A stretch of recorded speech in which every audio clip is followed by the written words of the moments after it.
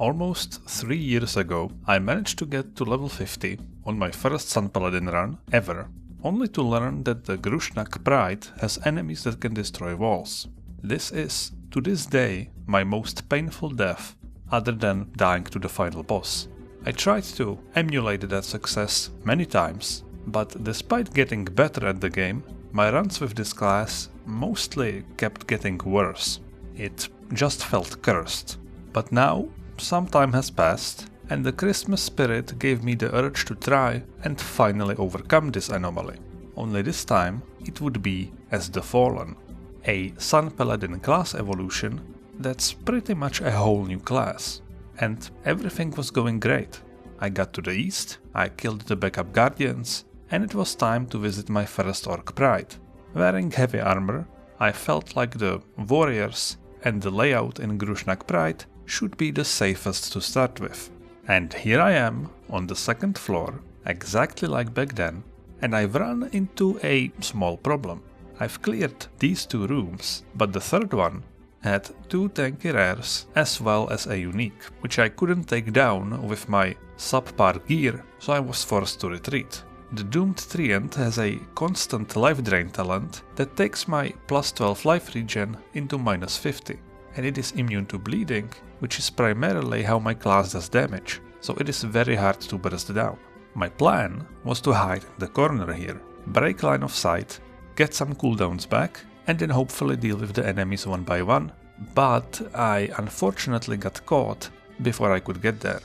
I tried to fight for a little bit, but I quickly realized that the unique was just not dying fast enough, and because the Doomed created side-blocking darkness in the doorway, I figured that this might be the perfect time to go and try to kill him, while the unique hopefully gets lost behind the darkness. Unfortunately, this turned out to be a very stupid idea, as I still didn't have the damage, and not even close, and I also opened myself up to the Oozmancer, who has a lot of poisons and a lot of pins, so I had to use more inscriptions to cleanse the debuffs, and of course, the unique also managed to find me, and I started to die extremely quickly.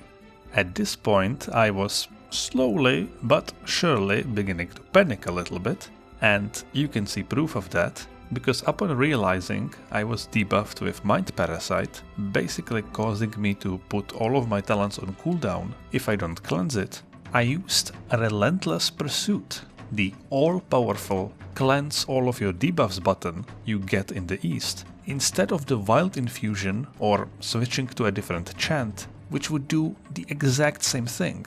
The reason I did that is because I thought that I am still pinned, so I had to cleanse physical debuffs as well, but I wasn't. But okay, I pop my movement infusion and go back to hide in my favorite corner. And holy shit, why is the door open? Why does the AI in this game do this? It feels totally unpredictable, and it just happens in the worst situations. But you know what?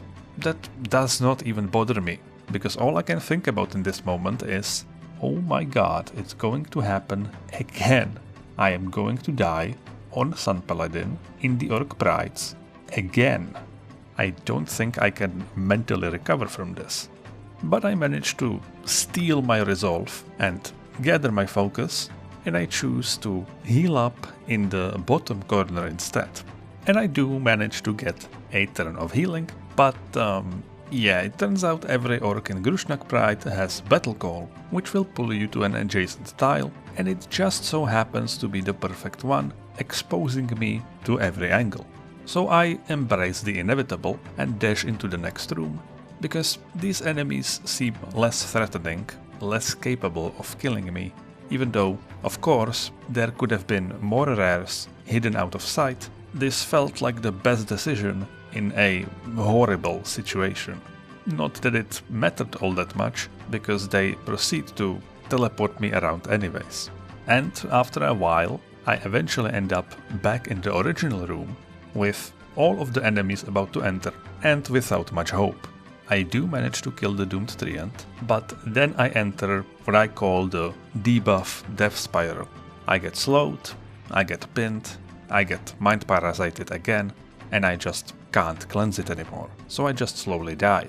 oh wait a second, a glimmer of hope, because I get pulled into line of sight of the stairs, and maybe somehow I can teleport onto it and leave. Now that could have actually worked if I didn't waste the cleanse all debuffs talent, but I don't get to enjoy the dream of escaping for even a second, as I immediately get pulled back in and pushed into a corner.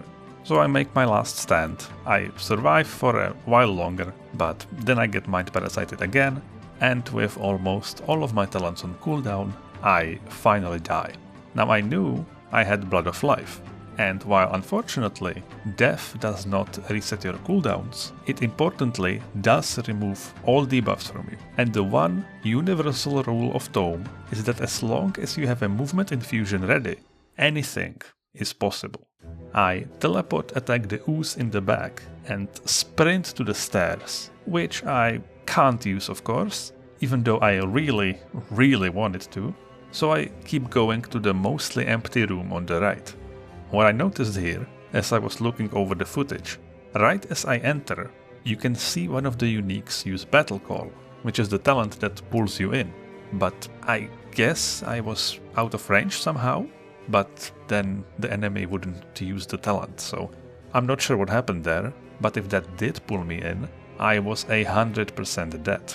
Instead, I reach safety, break lines of sight, and get some precious turns to put my sustains back on and get ready for combat. And thankfully, my plan finally works. One of the uniques ends up being much faster than the rest, so it enters the room alone, and I have more than enough time to deal with it and then be well prepared for the other enemies. I tend to not value Blood of Life very much, because a lot of the time it just revives you in a position where you are going to just die again, but every so often it saves the day, and this is definitely the most impactful one I've ever had, and I am very glad I didn't die here.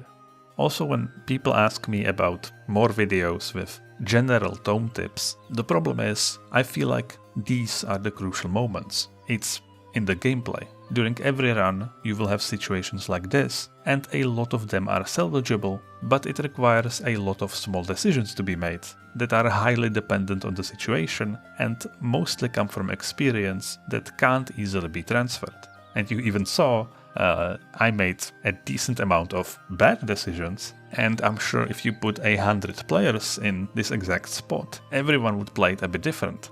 I also learned I just don't enjoy making those types of videos, like the one about itemization. While I am very satisfied with it, I think it is super useful for any new to intermediate players. I felt so burnt out from making it, I genuinely felt like I might never play Tome again, and it took a long while for my love of the game to come back, so probably don't expect anything like that again. But you can expect a deep dive on the Fallen class evolution in the near future, whether I beat the game or not, because it is very cool and I have a lot to say about it.